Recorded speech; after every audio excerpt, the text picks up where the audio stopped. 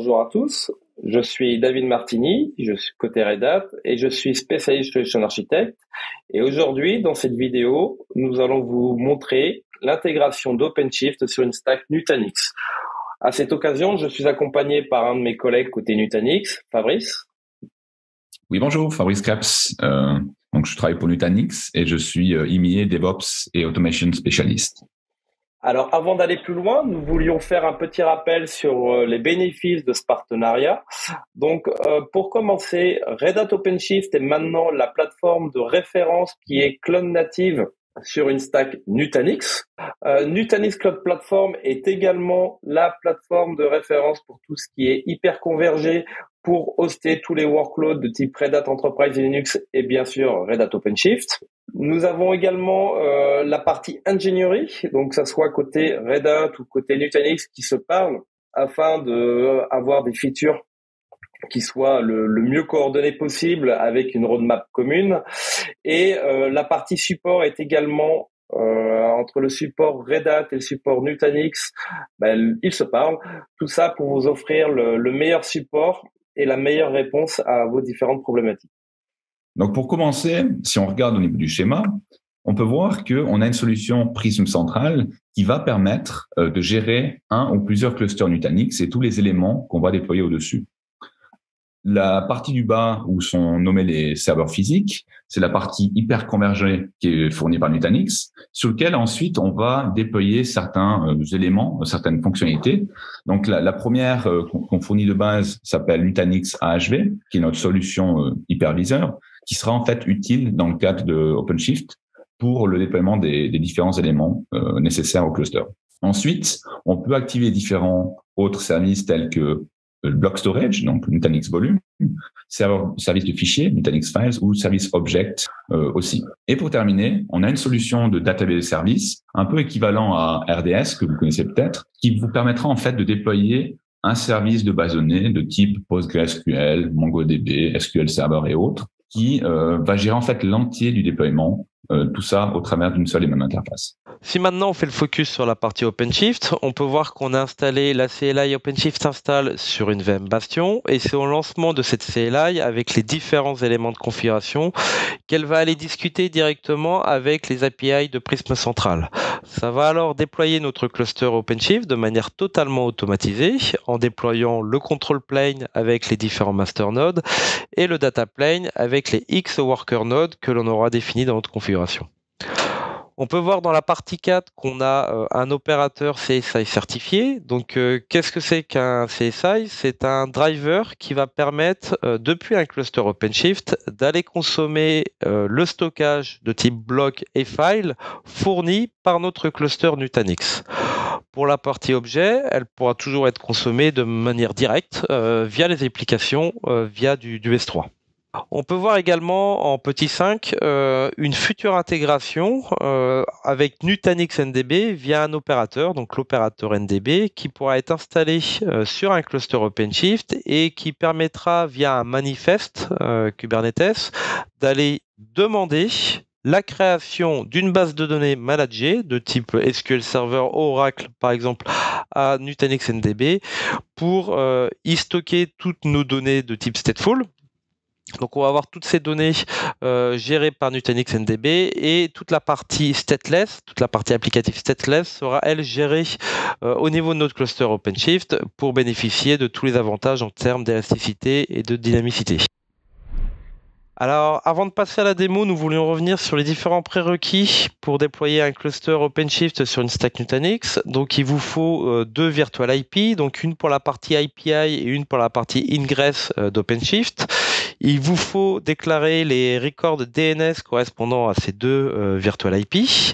Et quelque chose d'important, sur le subnet où vous allez déployer OpenShift, il vous faut activer la partie IPAM. Donc ça se fait au niveau de Prism Central. Et bien sûr, il vous faut les différentes outils et CLI d'OpenShift. Vous retrouverez ces informations sur la doc officielle et tous ces binaires sont disponibles sur le portail console.redhat.com. Voilà, donc là maintenant on est connecté sur notre console Prism Central, depuis laquelle on peut gérer en fait les différents services qui sont déployés par Nutanix. On peut voir actuellement qu'on a un cluster Nutanix qui est enregistré sur lequel on va déployer notre environnement OpenShift. On pourrait très bien avoir bien plus de clusters qui sont connectés directement depuis cette même interface. Avant d'aller dans le déploiement du cluster OpenShift, comme disait David, en tant que prérequis, on a dû en fait s'assurer qu'un IPAM était activé et configuré. Donc, c'est dans la partie Network Subnet. Donc là, on va voir la liste de différents subnets qui ont été créés. Et on peut voir qu'on a créé un subnet qui s'appelle OpenShift, sur lequel, en fait, on a simplement, donc si je clique sur Update ici, défini la gestion des adresses IP et le fameux IP pool qui va être utilisé. Donc, c'est dans ce pool d'adresses IP que va être pioché, en fait, les adresses IP qui seront utilisées par les nœuds déployés par le cluster OpenShift. Et lorsque les nœuds seront déployés, dans la section Compute Storage VM, on va voir apparaître les différentes machines. On peut aussi voir ici la machine Bastion VM. Donc, c'est la machine qu'on va utiliser dans le cas de la démonstration, sur lequel, en fait, tous les scripts sont exécutés par David. Voilà. Donc, David, je te laisse la main pour la suite. Donc, je vais vous montrer comment déployer un cluster OpenShift sur une stack Nutanix. Donc, pour commencer, je vais vous représenter l'interface, donc le portail console.redhat.com. Donc, dans la section OpenShift Download, vous pouvez récupérer tous les binaires dont on a parlé, donc nécessaires à l'installation d'un cluster OpenShift. Donc, vous pouvez voir qu'ils sont disponibles pour différentes plateformes. Et vous allez aussi pouvoir récupérer le pool secret, donc qui va être très important et nécessaire pour l'installation d'un cluster OpenShift. Donc allons-y, allons déployer ce cluster OpenShift sur une stack Nutanix. Donc je me connecte à mon cluster, à mon Bastion, ma machine Bastion. Donc j'ai préalablement installé tout ce qui est CLI, donc OpenShift install dans la dernière version, donc la 4.11. Donc cette CLI va me permettre d'installer et déployer mon cluster OpenShift. J'ai également dû créer un fichier qui s'appelle Nutanix Basic Auth où je peux vous le montrer. Donc où je vais définir l'utilisateur que je vais utiliser pour s'interfacer directement à Prism Central côté Nutanix, et cet identifiant sera utilisé pour OpenShift pour créer ce qu'on appelle un machine set, et pour que le cluster puisse gérer toute sa scalabilité en termes de nœuds de worker OpenShift de manière totalement automatique depuis la console OpenShift. C'est ce qu'on pourra voir dans un second temps. Donc c'est parti. Donc j'ai créé un répertoire qui s'appelle OpenShift on Nutanix. Donc c'est là où je vais avoir tous mes différents fichiers de faux configuration. Donc pour déployer un cluster, je commence par lancer la commande OpenShift install create install config et je lui donne le répertoire OpenShift on Nutanix. Donc là, je vais avoir un parcours où il va me poser différentes questions. Donc là, je définis ma clé SSH. Donc c'est la clé SSH qui va être utilisée pour me connecter aux différents nœuds OpenShift, si besoin. Pas forcément ce qui est recommandé parce que c'est totalement géré par OpenShift. Mais voilà. Là, je définis la plateforme. Donc on est dans le cas d'Unstack Nutanix. J'indique l'URL de mon prisme, le port, donc le port c'est le port par défaut, le username de prisme, et donc l'heure là se connecte à mon prisme directement. Donc là il va détecter les différents clusters, donc j'en ai qu'un seul. Le subnet que je souhaite utiliser pour le déploiement de mon cluster OpenShift, donc le subnet OpenShift avec l'IPAM d'activer, et les deux VIP que j'ai réservés préalablement vont m'être demandés. Donc celui-ci c'est pour la partie API, c'est la VIP pour l'API d'OpenShift, et une autre VIP pour l'ingress d'OpenShift.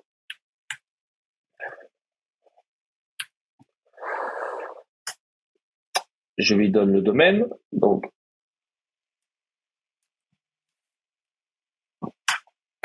et le nom du cluster. Donc ça veut dire que bien sûr préalablement il faudra créer les enregistrements DNS. Et donc je vous parlais du pool secret. Donc vous allez le récupérer sur le portail console.tranet.com et je le copie au niveau de l'installeur. Tac. Donc là, il m'a créé tous les fichiers nécessaires. Donc si je vais dans mon dossier OpenShift Nutanix, je vais voir qu'il m'a créé mon fichier install config. Voilà, où je vais voir que tout a été complété avec les informations que j'ai fournies. Je peux le modifier, ce fichier. Si je veux modifier le nombre de workers, par défaut, il en met 3. Si j'en veux 9, je peux le modifier. Si je veux modifier les subnets pour tout ce qui est pod network, service network, je peux. Donc, je peux tout modifier au niveau de ce fichier si je veux faire du custom. Maintenant, donc je vais devoir sur Nutanix gérer la partie credential, donc encore une fois pour que un cluster OpenShift puisse s'interfacer au cluster Nutanix pour gérer sa scalabilité. Donc pour ce faire, donc je dois récupérer dans un premier temps la release d'OpenShift. Donc avec l'OpenShift install version, je peux récupérer la release et donc avec la commande OC, alors ça, tout ça c'est décrit, c'est peut-être un peu complexe, donc c'est décrit dans la documentation officielle, il n'y a pas de surprise. Donc là, qu'est-ce que je vais faire? Je vais aller extraire un fichier manifeste, enfin un manifeste que je vais aller mettre au niveau de ce répertoire-là.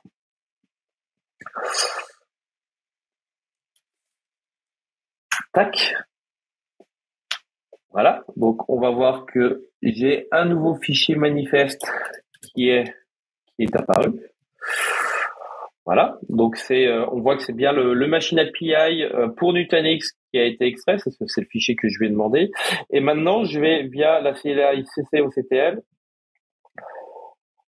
prendre ce fichier manifeste, prendre mon basic hôte Nutanix que je vous ai présenté auparavant, pour créer un fichier de conf et créer justement ce secret qui va me permettre de faire la colle entre mon cluster OpenShift et le cluster Nutanix. Donc là, je lui indique où est mon manifeste que je viens de vous présenter, où est-ce que je veux que le fichier sorti aille, et le credential source file, donc c'est le fichier basic code que je vous ai présenté au début. Voilà, et donc il l'a sauvegardé, et si je vous le montre, vous verrez que on voit bien que c'est un credential, c'est un secret où je vais avoir mon login, mon mot de passe qui est encrypté et qui sera créé au niveau du déploiement de mon cluster OpenShift. Donc maintenant que tout est fait, je n'ai plus qu'à lancer deux commandes. Donc le create manifest. Donc là, je vais avoir tous mes manifestes qui ont été créés. Et je n'ai plus qu'à lancer la création du cluster. En prenant en input tous les fichiers de conf qui seront dans mon répertoire.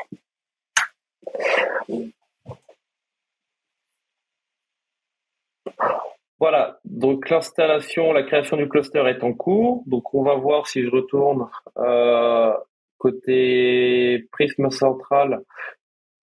Je vais voir apparaître différentes opérations.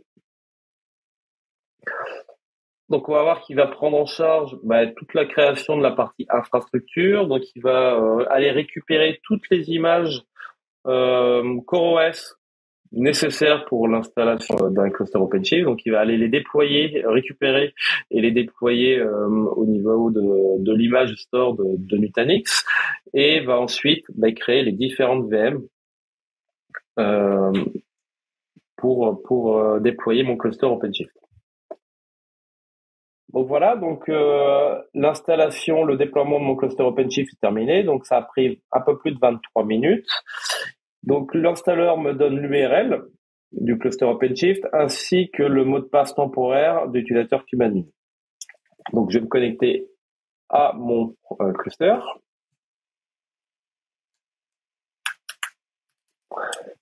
Et donc, j'utilise le mot de passe que l'installeur m'a communiqué. Voilà, donc j'arrive du coup sur la console OpenShift. Je peux voir mes différentes machines, mes différents nœuds qui sont déployés, mes différentes VM qui sont déployées au niveau de Nutanix. Donc j'ai bien 3 masters, 3 workers. Je peux voir que j'ai un machine set qui a été configuré, ce qui me permet simplement, donc avec l'authentification que l'on a donnée lors de l'installation, on peut augmenter le nombre de workers. Donc typiquement là je suis sur 3, je veux le passer à 6 workers. Imaginons que j'ai des besoins de scalabilité horizontale. Je veux 6 workers. Je fais save.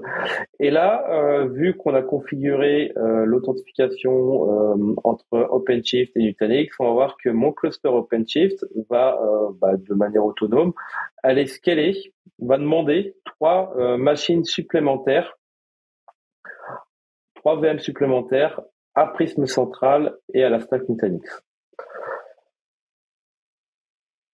Voilà, donc je vois qu'il est en train de demander la création de nouveaux workers, donc on les voit apparaître. Et donc on va voir qu'une fois qu'ils seront déployés, ils seront ajoutés à mon cluster OpenShift et j'aurai plus 3 mais 6 workers pour mon workload. Donc maintenant que notre cluster OpenShift est opérationnel, nous allons déployer la partie stockage. Donc pour que le cluster OpenShift puisse aller directement aller consommer le stockage provisionné par le cluster Nutanix. Donc pour ce faire, nous avons un opérateur qui est certifié et que l'on va pouvoir installer depuis l'opérateur Hub, donc notre marketplace. Et pour cela, je laisse Fabrice vous présenter tout ça. Merci bien, David. Donc, comme l'a dit David, pour installer cet opérateur, il suffit simplement de rechercher le mot-clé Nutanix et ensuite, on verra notre opérateur affiché ici. Donc, on clique simplement sur Install et on garde les paramètres par défaut. Donc, le système OpenShift va déployer l'opérateur. Ça va prendre quelques secondes. Et une fois que ce sera bon, on va configurer celui-ci. Voilà, donc maintenant, si l'opérateur est installé, avant de le configurer, on va devoir, pour commencer, créer un secret. Donc, le secret sera nécessaire pour indiquer au CSI les informations de connexion au cluster Nutanix. Donc, première des choses importantes, c'est de noter le namespace qui est indiqué ici. Ensuite, l'adresse IP, le port, le username et le password du cluster. Voilà, donc une fois que le secret est créé, je peux ensuite déployer une instance de mon CSI.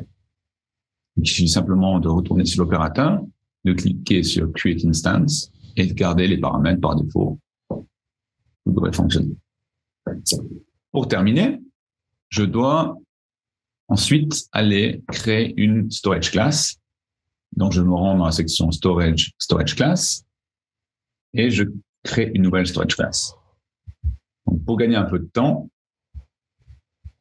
j'ai déjà préparé le manifeste, donc le fichier YAML, qui contient toutes les informations nécessaires.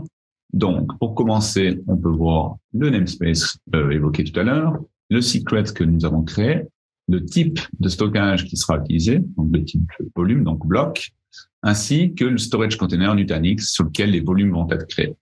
Donc, si je vais sur Prism Central, je peux voir que nous avons préalablement créé un container nommé OpenShift qui est dédié pour notre cluster de démonstration. Donc, maintenant, il suffit simplement que je clique sur Create et ma storage class va être créée. Donc maintenant que Fabrice a configuré cette storage class, donc avec le CSI certifié Nutanix, on va pouvoir directement créer un PVC pour tester cette intégration. Donc je crée un persistent volume claim, donc je lui définis la storage class qu'on vient de définir. Je lui donne un nom et je lui demande une taille de 10 gigas. Et je fais create. Et donc, on va voir que OpenShift va demander 10 gigas de stockage au cluster Nutanix. Donc, on voit qu'il est dans un état monté. Et si je retourne sur la partie Prism centrale, je vais voir cette partie conteneur qui vient d'être créée au niveau de mon storage conteneur au niveau de Nutanix. Donc là, j'ai l'intégration entre OpenShift et Nutanix qui s'est fait de manière totalement transparente. Voilà. Maintenant, comme a dit David au début de la présentation, on a un opérateur Kubernetes qui est en cours de développement, qui va permettre en fait de lancer le provisionnement de bases de données avec nos solutions qui s'appelle Nutanix NDB, qu'on peut voir ici dans cet onglet-là, qui va permettre le déploiement d'un système de base de données qui peut être de différents types de bases de données. On voit ceux qui sont supportés actuellement. Et en fait, cette interface peut être pilotée automatiquement depuis un environnement Kubernetes. Donc, durant la démonstration, je vais vous montrer comment installer l'opérateur qui est disponible sur GitHub. Donc, on peut directement aller dans cet opérateur ici. Et puis, on voit là les différentes étapes qui sont nécessaires pour le déploiement de celui-ci. Donc, maintenant, je reviens sur le bastion, sur la bastion VM. Et pour commencer, je vais faire un make deploy. Donc, celui-ci, j'ai d'abord dû faire un clone de l'opérateur pour l'avoir en local. Et maintenant, si je fais un kubectl get namespace, je peux voir qu'il y a un namespace NDB opérateur qui a été créé. Donc, cet opérateur sera en charge d'aller créer les ressources sur Nutanix NDB lorsque je vais appliquer les fichiers de configuration, donc les manifest files. Dans mon cas, pour la démonstration, j'ai prévu déjà 2 fichiers de configuration. Le premier qui s'appelle secrets, qui lui contient les informations nécessaires pour la connexion au cluster NDB, au système NDB de Nutanix, ainsi que les access keys et les passeports. Donc, je dois d'abord appliquer kubectl apply ce fichier.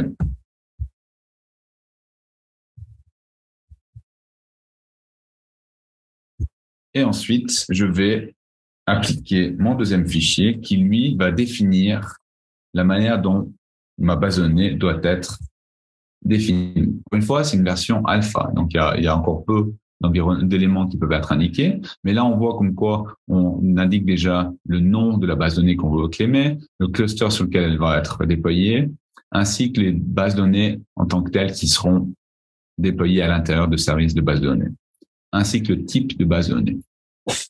Donc maintenant,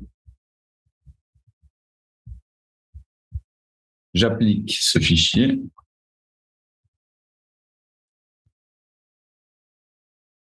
Voilà. Donc, si je fais un kubectl get database,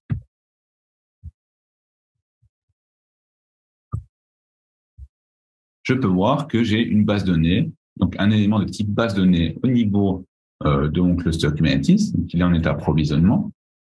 Et si je retourne sur mon environnement NDB, je peux voir que j'ai une base de données ici qui est en cours de provisionnement. Voilà. Donc, les opérations de suppression, de mise à jour seront supportées aussi de la même manière.